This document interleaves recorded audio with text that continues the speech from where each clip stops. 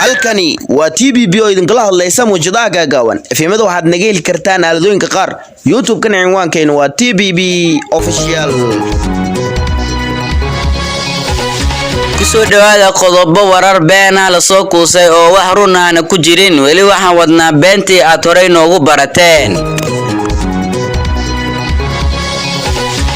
hadda ka hor anigoo magaalada Muqdisho iska wareegaya ayaa liga jeebsiibay laba sakiin aan u soo gatay inaan tinta hoose ku xiro waxaan ugu shakisanahay inuu iga xaday alfanaan socdaal dad badan ayaa isweydiinaya dadkan waxay ku hadlayaan ma Ukraine luqadooda ama af Soomaaliga oo data walaalayaal waa luqadii af Soomaaliga oo anaga isku toosinay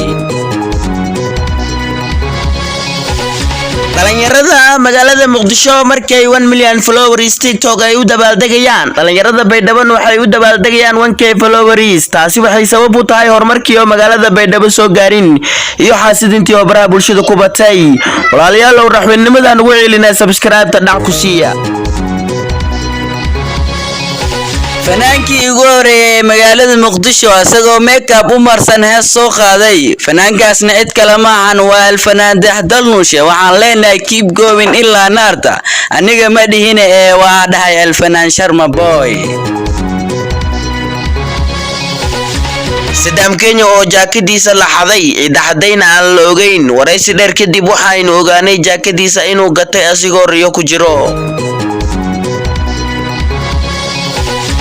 Mrs. Adunyo oo ay aaday magaalada Garowe ee caasimadda dalka China annagana waxaan joognaa caasimadda magaalada Muqdisho ee dalka ceelasha biyaha